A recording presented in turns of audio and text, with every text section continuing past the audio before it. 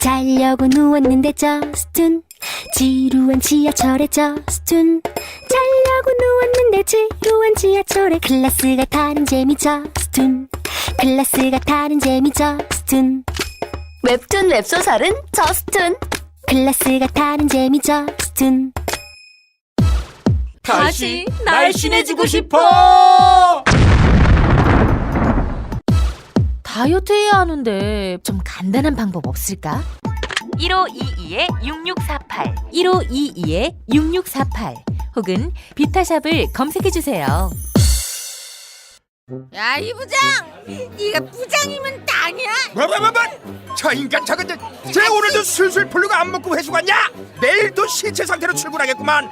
아유. 고려 생활건강 술술 풀리고 음주전 한포가 당신을 지켜드립니다. 특허받은 천연 유래 성분 숙취 해소제 술술 풀리고를 은하계 최저가로 딴지마켓에서 만나보세요. 한글도 남보다 빨리 깨치고 참 똑똑했는데 갈수록 실력이 뒤처지는 것 같아 걱정이에요. 혹시 초등학교 교과서 본 적 있어요? 어려운 어휘가 너무 많아요. 학교에서는 어휘 개념을 하나하나 설명해 줄 시간이 정말 부족하잖아요. 그럼 어떡하죠? 내 아이의 어휘만큼은 내가 책임져야죠. 어휘 공부의 정성. 초등어휘 3000, 초등어휘 5000. 검색창에 초등어휘 3000을 쳐보세요.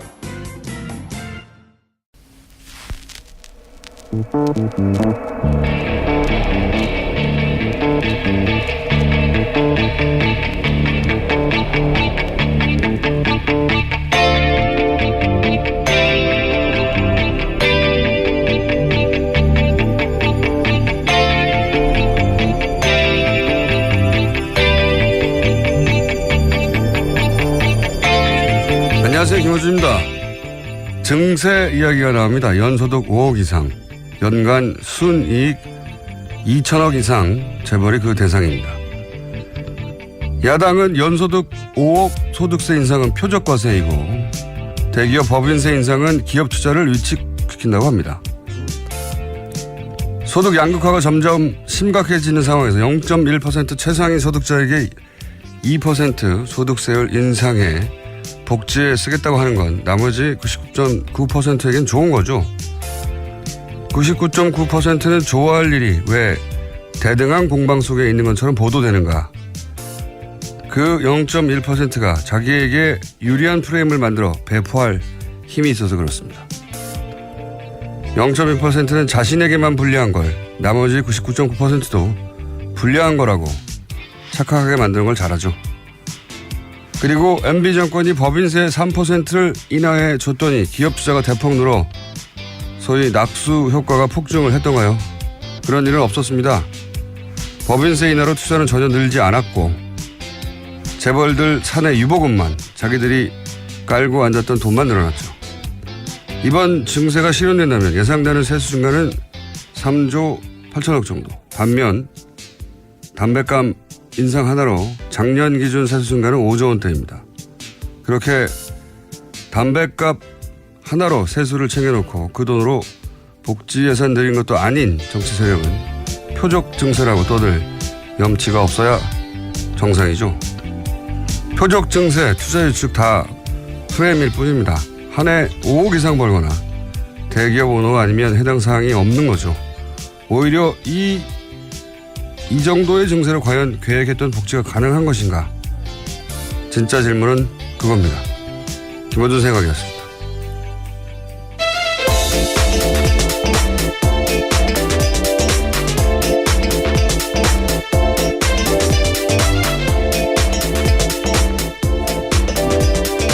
시사인의 김은지입니다. 네, 월요일에 돌아왔어요. 네. 주말에 비가 많이 와가지고 비가 많이 오는 건 좋은데 왜 이렇게 습기가 많은지. 네, 빨래가 잘 안 마릅니다. 빨래만 안 마르는 게 아니고 모든 게 다 축축해요. 자, 뉴스 공장은 뽀송뽀송하게 네. 진행을 해보겠습니다. 오늘 첫 뉴스는 뭡니까? 네, 지난주 토요일 정부 추경 예산안이 45일 만에 국회 본회의 통과했습니다. 11조가 넘는 규모인데요. 정부는 이 가운데 70%를 앞으로 2달간 집중 투입하겠다고 밝혔습니다. 추경안이 통과됨에 따라서 생활안전 분야 7급과 9급 공무원 추가 공채는 다음 달 중순 원서 접수 거쳐서 10월 달에 필기 시험이 있습니다. 그렇군요. 이제 야당에서는 이제 공무원 증원을 막았다. 그러니까 혈세 낭비를 막았다. 이렇게 프레임을 잡았고요. 예. 결국 이렇게 45일 지연된 건 이제 여태 최장 지연된 건데, 추경은 어차피 되긴 될 거였어요. 예. 왜냐하면 야당도 다 혜택을 했거든요. 자신의 지역구에서. 근데 이렇게 지연된 이유 중에 하나가 언론 환경인데, 언론 환경 때문에 예를 들면 이 혈세 낭비라고 할 때 사실은 그 대상이 집배원이나 소방관이나 사회복지 공무원이었거든요. 네. 그래서 이번에 무기계약직 집배원들은 공무원 전환이 안 됐어요. 네, 네, 빠졌기 때문에 크게 시위도 했었습니다. 네, 지난 소방관 주말에. 증원도 안 되고 이게 무슨 혈세 낭비라고. 그 프레임에 그럼 이게 혈세 낭비가 아니라고 해줘야 되는데, 예, 이거 여야 공방으로만 처리하니까. 근데 어쨌든 이 추경에 저희가 이제 3부에, 예, 여당 원내대표, 원식 원내대표 연결해가지고 추경 전후사정 들어보긴 할 텐데, 저는 추경 관련해서 제일 재밌었던 건 언론의 태도예요. 예, 그 중에서 한 가지만 짚어보자면, 추경 얘기는 오늘로 끝일 것 같으니까. 원래 이제 금요일 처리하려고 하다가 안 됐거든요. 네, 그렇죠. 네, 그래서 토요일로 넘어갔습니다. 자유한국당이 이제 국회의장에게 요청을 했어요. 그래서 여야가 모였죠. 그래서 토요일 오전 다음날 아침 처리하기로 합의를 했단 말이죠. 그런데 여기서 이제 정족수가 모자라서 왔다 갔다 했잖아요. 그 민주당 왜냐하면 정족수가 왜 모자랐냐면 자유한국당이 퇴장을 해봤거든요. 집단 퇴장을. 그러자 정족수가 모자라가지고 그 정족수가 모자란 것은 자유한국당이 퇴장했기 때문에 했지만 민주당 의원들이 전원 참석하지 않았기 때문에 불참 인원이 있었기 때문에 그러자 대부분의 언론들은 민주당의 이제 불참 인원에 대해서 이제 그 공세를 취했죠. 근데 이게 굉장히 재밌는 것이 예를 들어서 보수 매체가 민주당을 이권으로 공격하려면 뭐부터 말해야 되냐면 자유한국당은 어차피 약속을 어길 거라고 전제하고 행동하라고 하는 거잖아요. 예. 몰랐어? 자유한국당 약속 안 하고 약속 어길 거? 자유한국당 말을 믿었단 말이야? 그런 다음에 민주당을 비판해야지 이게 논리적 정함이 맞아요. 왜냐하면 들어오기로 했는데 들어왔다가 나가버려가지고 정수 모자랐거든요. 퇴장했습니다. 예. 반면에 진보 매체는 민주당을 먼저 비판하는 게 맞죠. 자유한국당이 어떤 작전을 펴든지 그걸 상대하면서 아젠다를 관철시킬 책임이 여당이 있다. 이렇게 비판할 수 있어요. 근데 이런 일이 생기면 보통 지금도 그렇지만 민주당 불참 인원을 주로 공격합니다. 왜냐하면 여기에 이제 진보 보수 프레임 싸움에서 보수 매체가 유리한 지점이 있는 건데 진보 매체는 무슨 일이 생기잖아요. 그러면 일단 자기 진영을 비판하는 스탠스를 취해요. 우리는 우리 편이라고 봐주지 않는다. 공평무사하다. 이런 자의식이 있거든요. 보수 매체는 무슨 일이 생기면 진영의 바깥에서 책임을 지울 곳을 찾아요. 네. 우리가 잘못한 게 아니다. 그들 탓이다. 이래서 결국 어떤 일이 생기냐면 물론 민주당 불참 의원들은 각각 개별 사안에 따라 비판받을 수 있어요. 근데 동시에 자유한국당이 전날 밤에 약속했는데 바로 다음날 아침에 집단 퇴장할 줄 몰랐다 우리는. 이 항변도 일리가 있거든요. 얘기가 길어지는데. 근데 그 항변은 누가 대신 해주질 않아요. 그러다 보니까 만약에 이런 일이 보수 정권이 집권하는 시절에 벌어졌잖아요. 그러면 민주당이 전날 약속해놓고 집단 퇴장을 했다고 그러니까 불참이 아니라 집단 퇴장에 포커스 맞춰서 공격을 받았을 거거든요. 예. 전날 밤 약속조차 믿을 수 없는 신뢰할 수 없는 정당이다. 마구 폭격을 당했을 거예요. 근데 지금은 그렇지 않잖아요. 예. 이 사안을 잘 보면 지금 언론 환경이 보여서 재밌는데 설명해도 재밌는지 모르겠네. 저는 재밌으다만. 예. 어쨌든 이러나 저러나 보수든 진보든 민주당 때리기가 더 쉽다. 프레임 싸움에서 지기가 쉽다 항상. 그런 사례라고 봅니다. 이거 추경과 관련된 여러 가지. 물론 더불어민주당 내에서도 기강에 대한 이야기들이 나오긴 했었습니다. 당연하죠. 네. 그런 만큼 자유한국당이 집단 퇴장한 것에 대해서도 비판을 해야 되는데 일리 있거든요. 약속을 안 지킨 거니까. 여야 합의해서 다 들어오기로 했으니 정족수 문제는 없다고 생각했던 사람들이 있는 거죠. 안일하게. 예. 그렇게 비판을 받지는 않는다는 거죠. 보통은 불참한 민주당만 때리는데 그건 진보 보수도 상관없이 그렇다 항상. 정반대로 보수 정권 집권할 시기였으면 그렇게 공격당하지 않았다. 정반대로 야당이 공격받았을 것이다. 이런 얘기입니다. 자, 다음 뉴스는요. 네, 이재용 삼성전자 부회장 재판 소식 전해드리겠습니다. 지난주 특검팀이 금요일 재판에서 청와대 캐비넷에서 나온 문건 중 일부를 증거로 제출했습니다. 청와대가 삼성 계열사 합병과 경영권 승계 등을 챙긴 정황이 담긴 문건 16건입니다. 특검 쪽에서는 해당 문건을 작성한 청와대 행정관 등을 확인해서 최근 검찰이 조사를 했다라고 밝혔습니다. 또 이재용 부회장 쪽에서 증거 채택에 동의하지 않으면 행정관들을 재판의 증인으로 부를 수도 있다고 말했습니다. 그러니까요. 청와대가 특정 기업의 경영권 승계 가족일이잖아요. 아버지가 아들한테 제가 옛날부터 얘기하지만 삼성의 편법증에는 딴 거 없어요. 세금 아끼려고 아버지가 아들한테 회사 물려주고 싶은데 세금 아끼려다가 벌어진 일이거든요. 이거를 청와대가 왜 걱정을 해줍니까?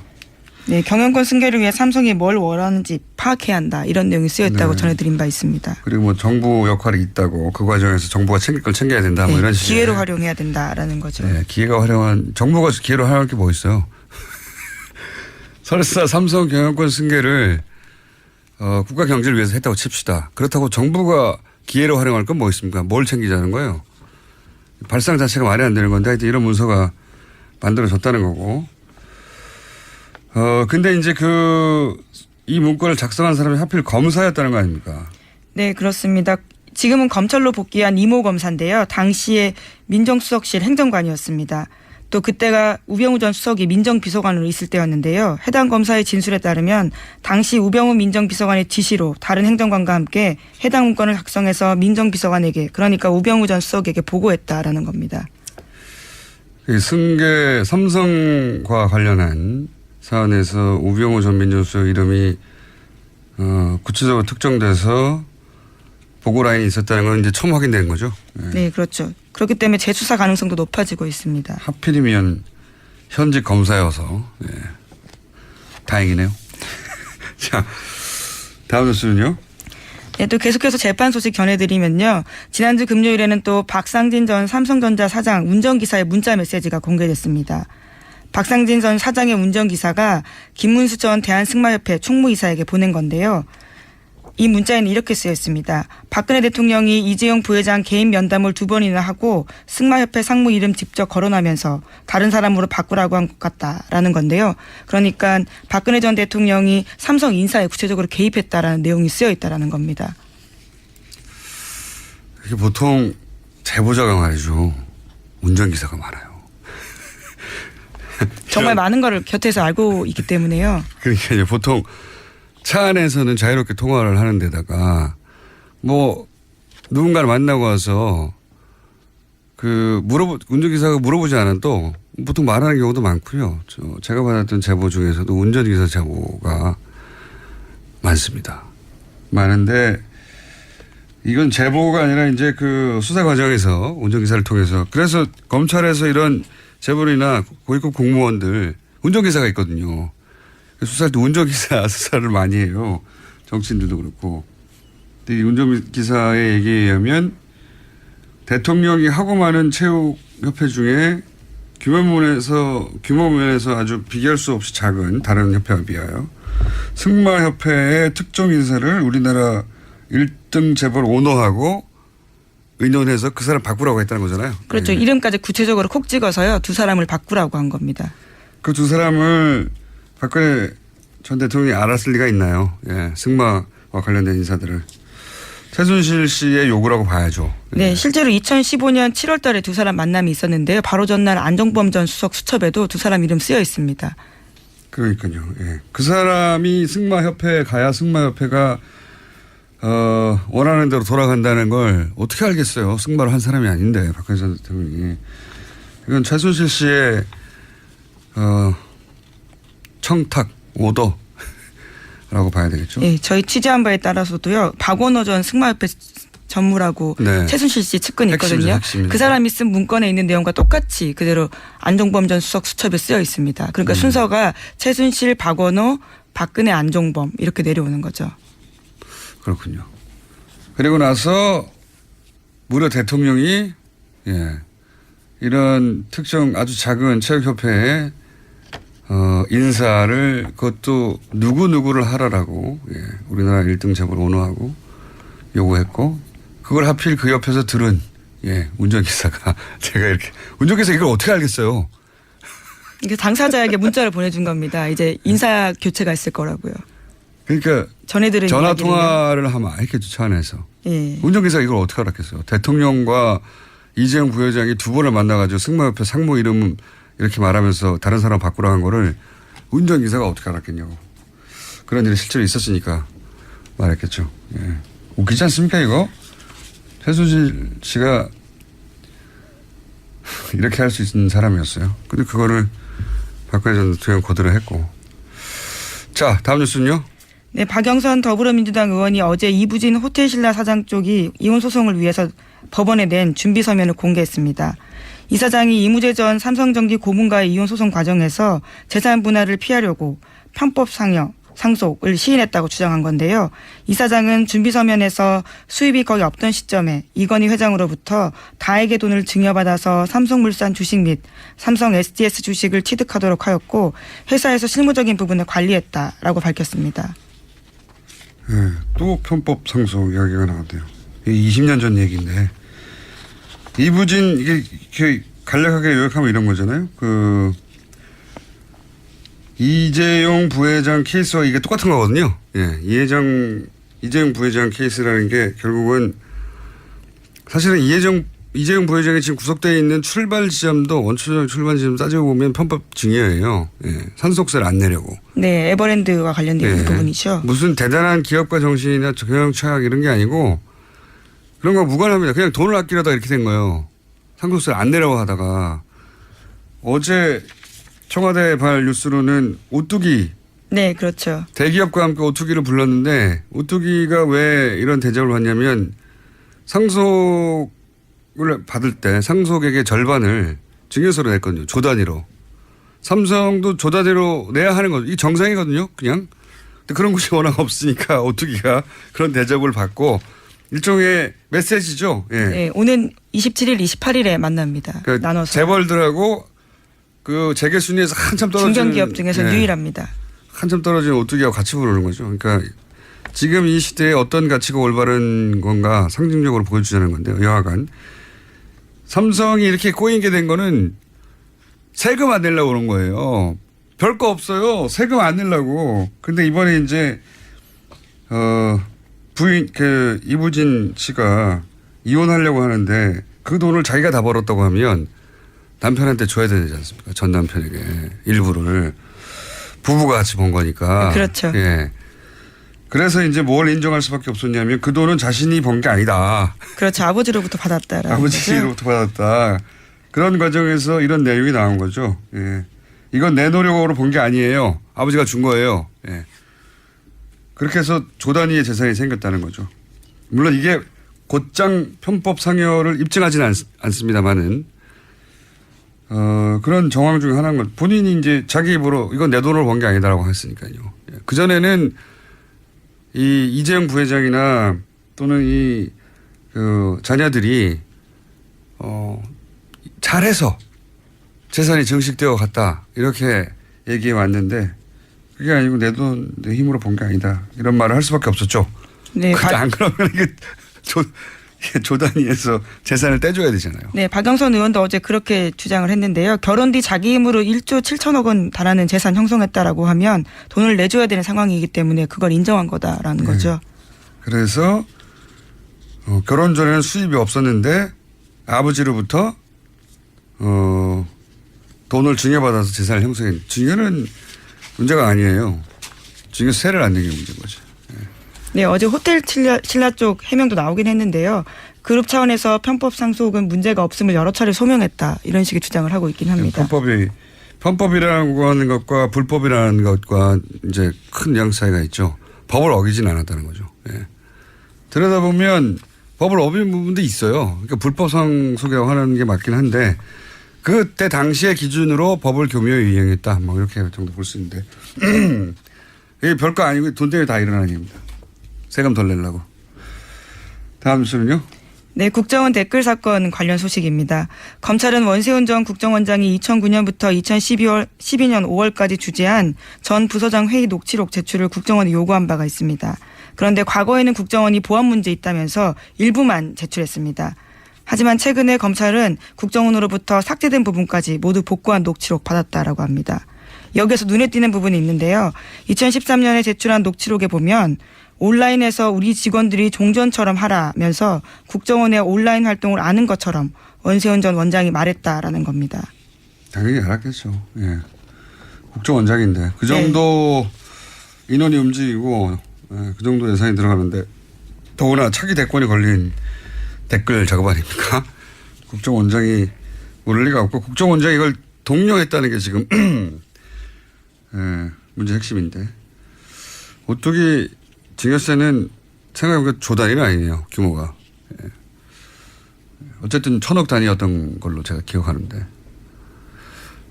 그거 안 내고 싶은 거죠. 삼성에서는. 안 내고 싶었다는 사실 다 안 내고 싶어요. 사실 세금은 안 내고 싶어요. 사람들이. 안 내고 싶은데 어쩔 수 없이 내는 거죠. 근데 안 내고 싶으면 안 낼 수 있는 게 삼성의 힘이었던 거죠. 네, 증여를 안 받으면 됩니다. 증여를 안 받으면 어떻게 안 받습니까? 그럼 세금도 내야죠. 불로소득인데. 그러니까 아버지가 물려주고 예. 싶은데 아버지가 물려주고 싶은데 세금을 내고 싶지 않다. 이거예요. 자꾸 말하지만 그걸 뭘 대단한 것처럼 이렇게 국가 경제를 들먹이는지. 다음 순요. 네, 국정원 댓글 사건까지 했었고요. 네. 지금 이제 방산비리 소식도 전해드리겠습니다. 박근혜 정부가 청와대 수석과 장관을 통해서 하성룡 전 한국항공우주산업 사장에 선입하려 했다라는 의혹이 나왔다라는 경향신문 보도입니다. 카이 대주주였던 옛 한국정책금융공사 고위관계자 발언을 경향신문이 보도했는데요. 2013년 3월 초 당시 산업통상자원부 1차관으로 장관 후보자였던 현 자유한국당 윤상직 의원이 있는데 그 사람이 자신에게 갑자기 전화가 와서 카이 사장 바꿔야 한다면서 하성룡 전 사장을 콕 집어 얘기했다라는 겁니다. 뿐만 아니라 2013년 4월 말에는 조원동 경제전 수석이 정부 뜻이라면서 하성룡 전 사장을 카이 사장에 선임해달라고 했다고 합니다. 이 뉴스에서 재밌는 거는 초반에는 조원동 경제수석이 몰랐다는 거죠, 이 사실을. 네, 그 관련해서 물어보니까 윤상직 의원 전화를 받고 물어봤을 때 이렇게 이야기했다고 합니다. 윤 의원이 오버하네, 내가 알아볼게요. 이렇게 이야기를 했는데 그 이후에 상황을 알아본 다음에는 정부의 뜻이다라고 이야기했다는 겁니다. 경제수석도 모르는 정부의 뜻이 누구겠습니까? 네, 경제수석 위에 대통령인데 대통령의 뜻인 거죠. 네. 그거를 대통령 뜻이라고 할 수 없으니까 정부의 뜻이다라고. 경제수석도 모르는 인선이었던 거죠, 이게. 인선이었던 건데, 박근혜 전 대통령과 서강대 동기동창이라는 이유만으로 임명됐는가. 그 방위사업청장. 예. 아, 그건 방위사업청장이죠. 예, 예. 참. 방위사업청장과 이 카이 사장님과의 관계가 또 있는 거죠. 예, 예. 왜 이분이 발탁됐을까? 무슨 거액의 정치자금 얘기도 하는데 그게 참 궁금합니다. 예. 최초에 이분을 선임하고 그리고 그게 비리가 있는데도 불구하고 계속 밀어준 이유. 그게 이제 언론 보도로는 연임노비라고만 표현하는데 예, 예. 자신이 연임하려고 이 돈을 다 써버렸으면 연임할 이유가 뭐가 있습니까? 연임노비에 이 돈을 다 써버렸으면은 자기가 연임할 이유가 없잖아요. 예, 그렇네요. 네.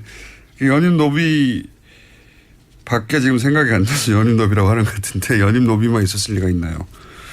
어쨌든 이 사안은 이제 계속 나오겠죠. 예. 100억 이상 비자금 뭐 이런 얘기 나오죠? 네, 검찰발로 나오고 있는데요. 최소 100억 원 이상의 비자금으로 쓰인 것으로 보인다라는 거고요. 또 뿐만 아니라 카이 요구로 리베이트 수십억 송금했다라는 진술도 용역업체 대표에게 받았다라고 합니다. 이게 참 재밌는 게 정말 대담했어요. 처남을 통해서 페이퍼 컴퍼니를 하나 챙겨놓고 그 페이퍼 컴퍼니로 이 돈을 다 받았다는 거잖아요. 예, 그렇죠. 네. 멀리 간 것도 아니에요. 처남. 네. 그리고 조금 부족한 회사지만 그래도 경력이 있다도 아니에요. 페이퍼 컴퍼니. 네. 직원이 한 명이었다고 하니까. 네, 그렇죠. 글로 돈을 다 받았다는 겁니다. 이런 무식하고 단순한 방법을 용감하게 실행에 옮겼는데 이런 단순하고 무식한 방법으로 했다는 건 그만큼 자신이 있었다는 거 아니겠어요? 예. 무슨 자신이었을까? 예. 뒷배가 누구였을까 궁금합니다. 어쨌든 이렇게 단순하게 하는데도 사정당국이 몰랐다는 것도 좀 말이 안 되는 것 같고요. 예. 자, 방산비리는 앞으로 계속 나올 것 같고요. 지금 시간이 거의 다 됐기 때문에 제목 정도만. 네. 트럼프 미국 대통령이 러시아 스캔들에 관련해서 셀프 사면 언급하면서 또 거센 역풍을 맞고 있습니다. 이 얘기는 뭐냐면 예, 탄핵 얘기가 나오니까 자신한테 사면권이 있다. 그렇죠. 미국 대통령은 사면에 관해 완벽한 권한을 갖고 있다. 사면을 생각해보면 어떠한가라고 자신의 트위터에 올렸다고 합니다. 너무 재밌지 않습니까? 대통령 탄핵 그리고 측근들 가족에 대한 러시아 내통한 혐의가 나오니까 자기가 셀프로 사면하겠다는 이야기를. 야, 대단하지 않습니까? 상상력이? 창의적인 것 같습니다. 대단한 사람이에요. 예. 자기 중심성이 대단합니다. 정말. 모든 사안을 자기 중심으로 해석해서. 근데 이 사람이 전 세계에서 가장 힘 있는 자리에 있으니까요. 자, 오늘 여기까지 해야 될 것 같습니다. 시사인의 김은지였습니다. 감사합니다. 모닝똥? 제겐 사치였죠. 내가 토끼인지 토끼똥이 나인지 내가 변을 본 것인지 변을 당한 것인지 나는 바나나이고 싶다. 간혹 구렁이이고도 싶다. 미궁 대장사랑! 빅똥의 추억 미궁 대장사랑이 찾아드립니다. 혈중 콜레스테롤 개선과 배변 활동에 도움을 주는 건강기능식품입니다. 검색창에 미궁 대장사랑. 미궁 장사랑 이름 바꿨어요. 프로바이오틱스 12종 추가. 미궁 대장사랑. 골반 잡자 바로 잡자 바디로직 허리 통증 바로 잡자 바디로직 2017년 쿨 썸머 바디로직 라이트 출시. 통기성이 좋아 땀 걱정 없이 한여름에도 쾌적하게. 입은 듯 안 입은 듯 가벼움의 신축성은 그대로. 자세가 좋아지는 골반 교정 타이즈 바디로직. 검색창에 골반 교정 바디로직 라이트. 아무도 묻지도 따지지도 않고 가입하셨다고요? 보험은 너무 어려워요. 걱정 마십시오. 마이보험 체크가 도와드립니다. 1800-7917 마이보험 체크로 지금 전화 주세요. 1800-7917. 이미 가입한 보험이나 신규 보험도 가장 좋은 조건을 체크해서 찾아드립니다. 인터넷 한글 주소 마이보험.com 또는 카카오톡에서 아이디 검색 마이보험을 친구 추가하여 상담하실 수 있습니다.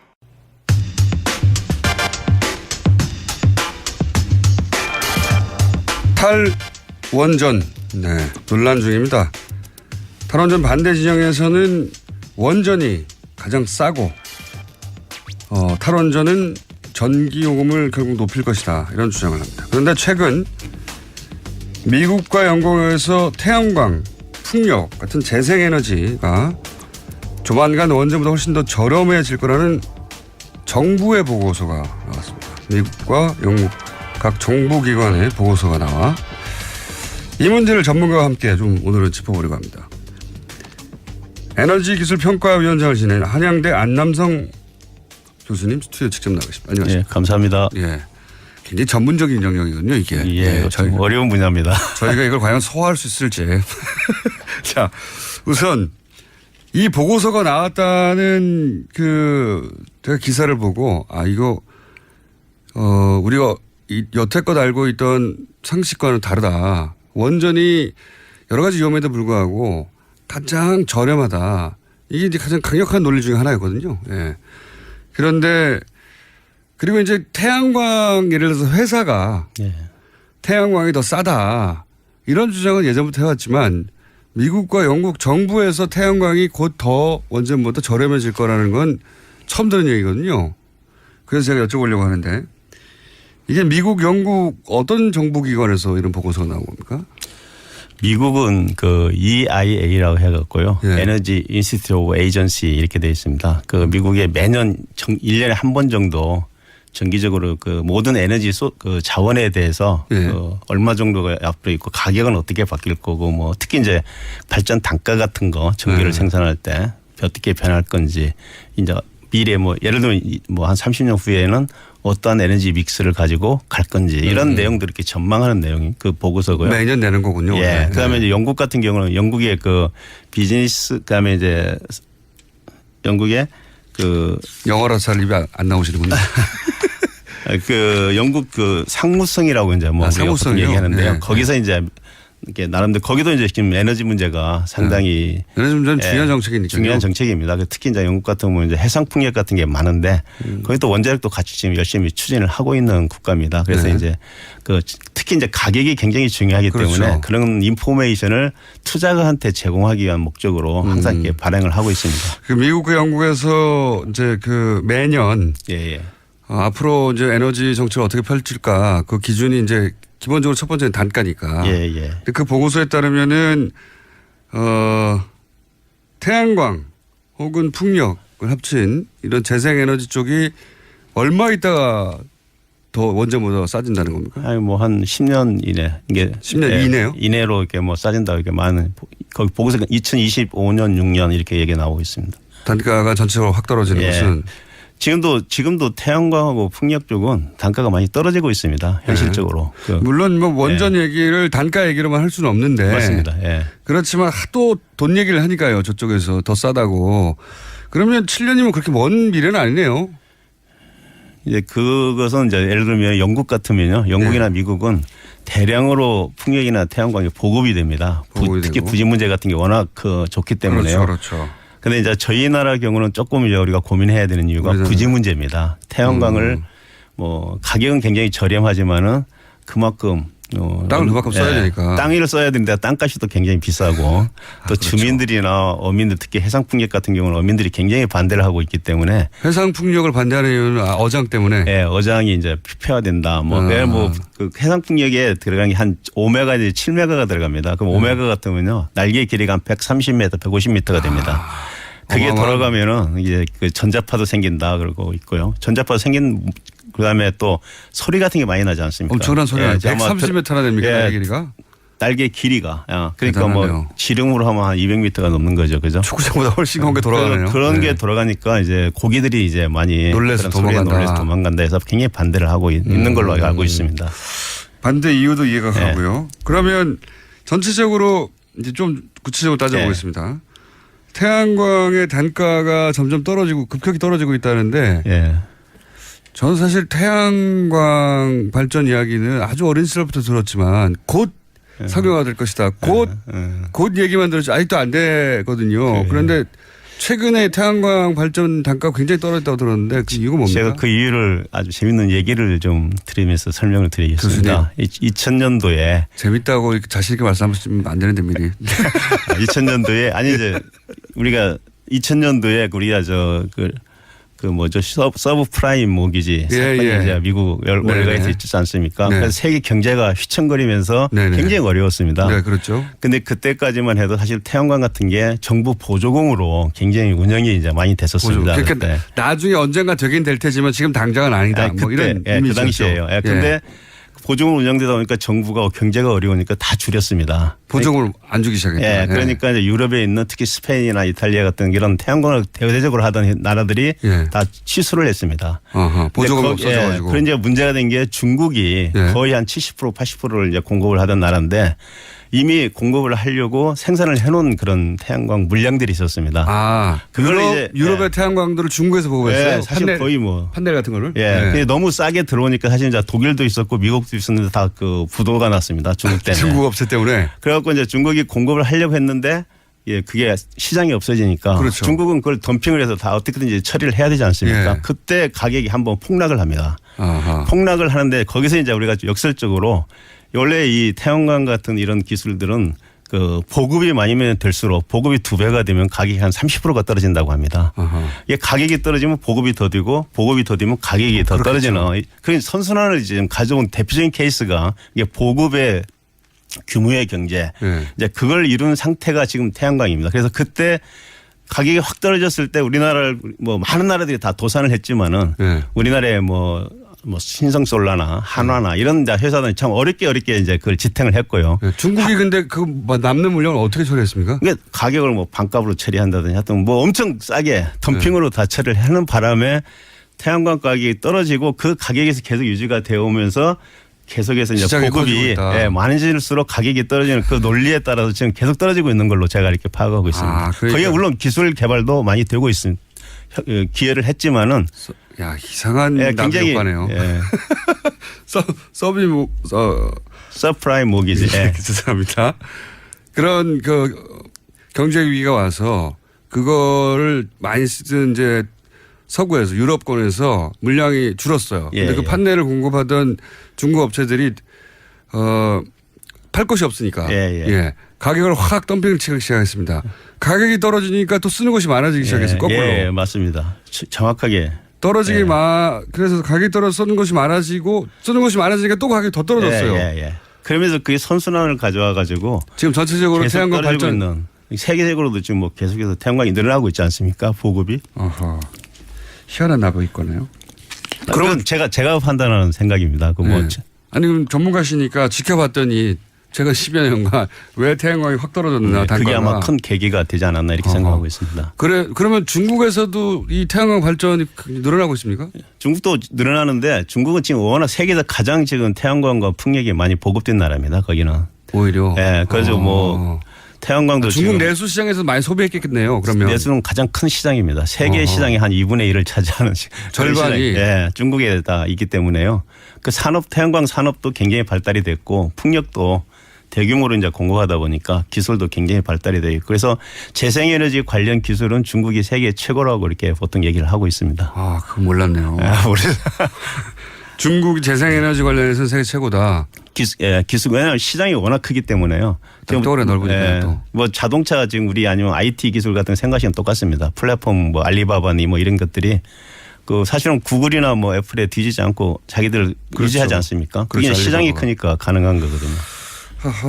그래서 이미 전 세계 절반 규모고 기술력도 가장 앞서 있다. 그리고 왜 중국에서 뭐 미세먼지 환경 문제도 최근 크게 부각됐는데 그것 때문에도 그것 때문에 이제 그것도 있고 특히 이제 우리 2년 전에 그 세계 기후 변화 관련돼서 파리 기후 협약이 이제 체결되지 않았습니까? 그때 중국이 사실은 그동안은 안 들어가려고 하다가 적극적으로 들어갔습니다. 그러면서 그 영향에 자기들이 이제 이런 재생에너지 투자도 많아지고 또 중국은 잘 아시지만 원자력에 대한 투자가 굉장히 앞으로 많이 뭐 100몇 개를 더 짓겠다 지금 할 정도로 그런 식으로 석탄을 줄이고 해결을 하려다 보니까 또 태양광하고 풍력을 가장 많이 했고요. 그다음에 또 뭐 원자력도 이제 그 하지 않으면은 안 해결할 수 없다 이렇게 생각하고 있는 것 같습니다. 그렇군요. 그래서 의외로 중국이 지금 재생에너지 분야에서 전 세계 1위고 세계 절반 시장. 거의 그렇습니다. 그러니까 그럼 반면에 이 미국, 영국의 보고서는 이런 시장 상황을 간주했을 때 전 세계적으로 결국은 원전보다 태양광 풍력 발전 단가가 더 떨어질 것이다. 그러니까 7년 이내에. 아까 말씀드린 그런 선순환에 의해서 태양광이 더 보급되고 가격은 더 떨어지고 아까 제가 보급의 규모의 경제라고 말씀을 드렸는데 그런 선순환이 계속되면 태양광은 분명히 태양광이나 풍력 가격은 떨어지게 되어 있습니다. 떨어지면서 그 계속해서 떨어지는 데 비해서 이제 원자력 같은 경우는 지금 새로 미국과 영국의 원자력을 건설을 하고 있습니다. 신규를. 미국은 4기 정도, 영국도 그런데요.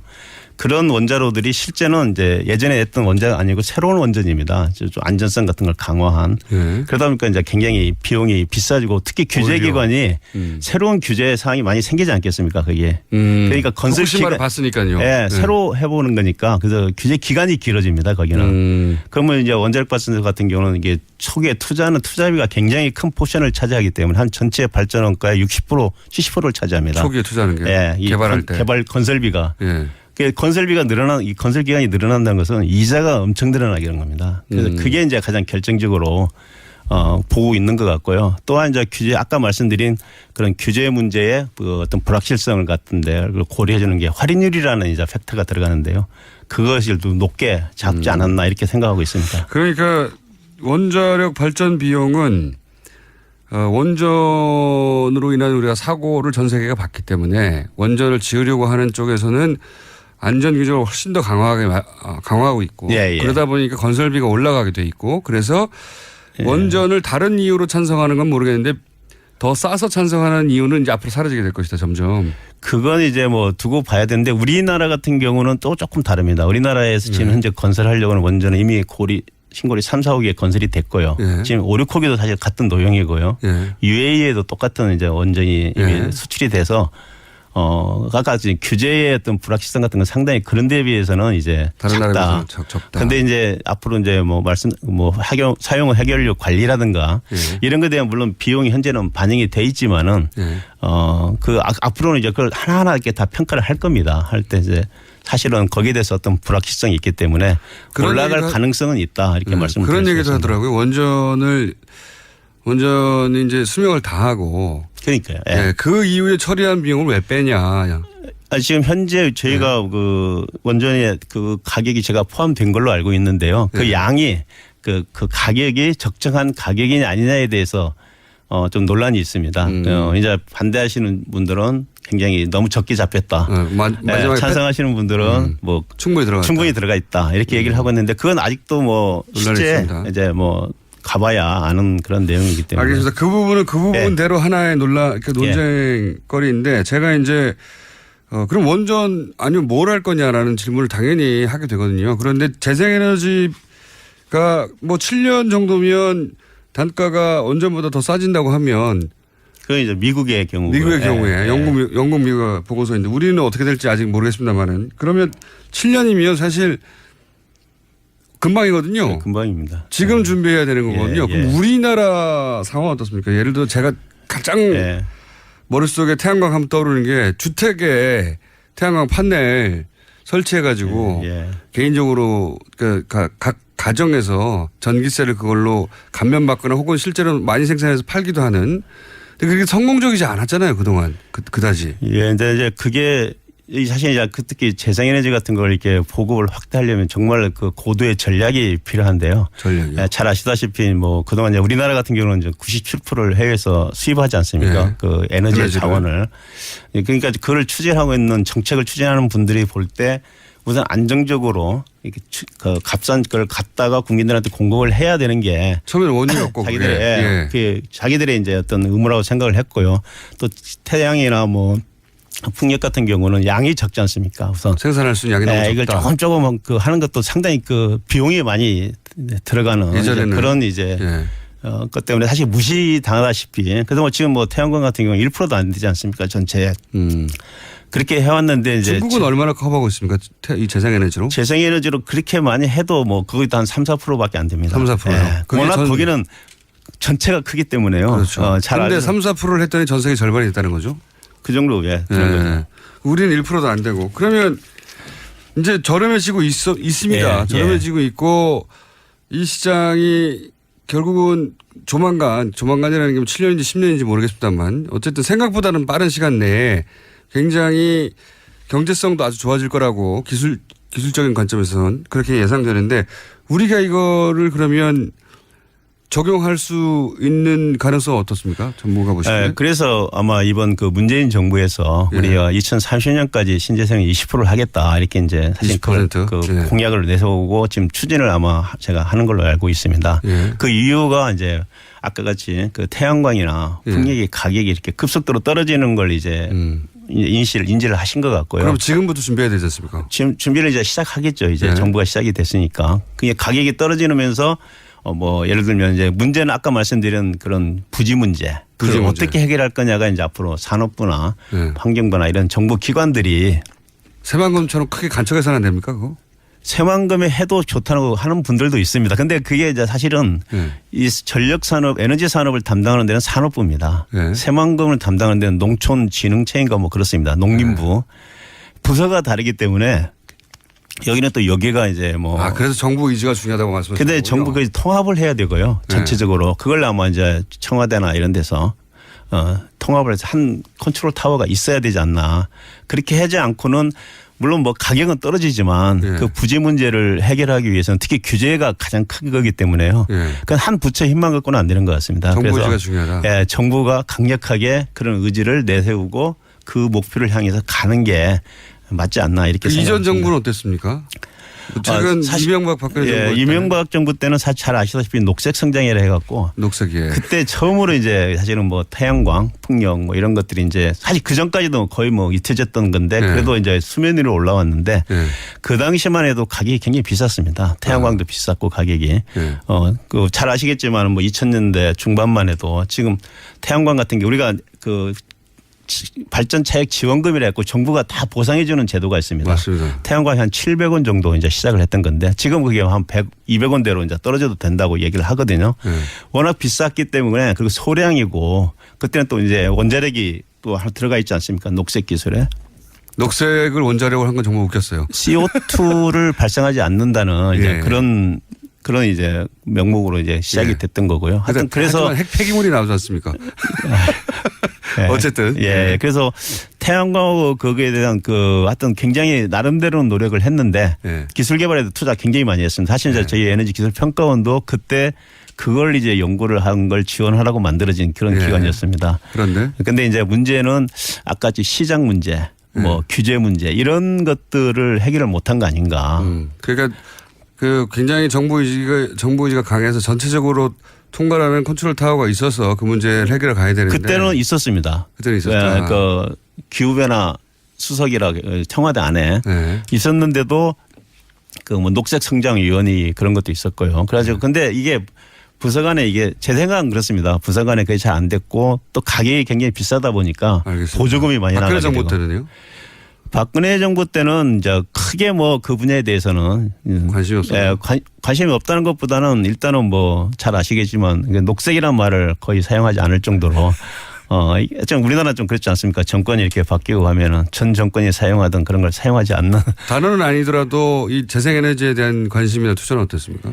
그 꾸준히 돼 왔는데요. 그 수준을 아주 점프를 한다든가 그런 건 안 됐었던 걸로 제가 알고 있습니다. 그냥 하는 수준을 그냥 유지하는. 그 정도나 뭐 약간 작게. 뭐 지금 그러면 교수님 말씀은 지금은 그 수준을 확 높이고 정부가 이걸 통합 컨트롤 타워를 세워서 힘을 실어주고 해야 된다는 거잖아요. 당연히 그렇습니다. 그렇지 않으면 힘듭니다. 20% 목표 달성을 하려면요. 정말 혁명적인 말씀드린 대로 그 사고 방식 우리가 접근 방법이 필요합니다. 지금처럼 뭐 보조금 좀 더 주고 이런 식으로 접근해 갖고는 절대 달성 못 하고요. 그거는 거의 실험적인 수준이지. 그렇잖아요. 그러니까 어떤 가정은 태양열 판넬로 자기 집 전기를 해결하는 데 수준이지 그게 정부 시책 수준에서 벌어지는 게 아니거든요. 예. 그래서 요즘 이제 많이 이제 얘기되고 있는 게 부지 문제 해결하는 하나의 방안으로 예를 들면 우리 호남평야 같은 게 굉장히 높지 않습니까? 호남평야. 예. 농사 지어야죠. 농사 짓고 쌀을 생산하는데 농민들한테 이제 소득이 굉장히 많이 안 가니까 그중에 일부를 뭐 이제 태양광을 전기를 만들어내는 평야로 만들자. 그런 논의도 있습니다. 그런 이제 뭐 얘기도 지금 많이 나오고 있고요. 왜냐하면 이제 태양광을 하게 되면 그 돈이 바로바로 농민들한테 가게 되니까. 쌀 대신 태양을. 네, 쌀 대신 태양을 생산하면 어떠냐 이런 얘기도 지금 나오고 있고요. 많은 아이들이 지금 나오고 있습니다. 그래서 지금 그것도 일부는 아마 농촌 그 태양광 사업화 하는 게 이제 시범 프로젝트로 아마 제 에너지관리공단이 시행을 하고 있는 걸로 알고 있고요. 여러 가지 지금 아이디어들이 많이 나오고 있는데 제 생각은 그걸 이제 산업부나 뭐 산업부 장관께서 아마 제 생각은 주관을 하지 않을까 싶은데 그래서 통합을 해서 정말 어떤 그 노력을 하지 않으면은요 20% 달성은 정말 어렵다 하는 걸 제가 말씀을 드리겠습니다. 기술의 문제가 아니라 기술은 이미 많이 올라왔는데 기술은 이제 거의 뭐 많이 올라왔는데 올라왔는데 정부가 정말 이 재생에너지가 이런 원전이나 혹은 뭐 화력 발전 이런 걸 대체할 미래 에너지 산업이라고 생각하고 지금 집중적으로 관리하고 투자하고 기반을 만들지 않으면 안 되는데 그런 의지가 있느냐? 그 당연히 그건 정부의 의지가 가장 중요하다고 생각합니다. 저는. 정부가 그런 의지를 보이려면 사실은 사람들이 이해를 해야 되거든요. 이 사안을. 태양광이라고 하면 아직도 그거는 기술 개발 중이고 그냥 실험적인 거지. 그건 개인 단위의 주택 태양광 지붕에 설치하는 이 정도지. 그게 정말로. 그걸 이제 미래를 우리가 조금만 보면 한 10년만 지나면은요. 요즘 우리 전기 자동차 얘기 많이 하지 않습니까? 저장 장치 얘기 많이 하고요. 일반 집에서 지붕에서 태양광으로 전력을 생산해서요. 배터리에 저장을 해놓고 내가 사용하고 남는 전기는 또 전기 자동차가 와서 충전을 해서 사용하는 이런 시대가 온다고 이제 멀지 않았다. 그 미국 DOE에서 최근에 나온 보고서를 보면요, 레스된 이게 10년 이내 그것도 얘기를 하고 있습니다. 전기자동차까지 연결해 생각해보면 그러네요. 호주 이제 보면 지금 그렇게 하고 있고요, 이미. 굉장히 큰 변화가 하는데 그 핵심은 뭐냐? 저는 태양광 발전이라고 생각합니다. 알겠습니다. 안남성 교수님이었습니다. 감사합니다. 예, 감사합니다.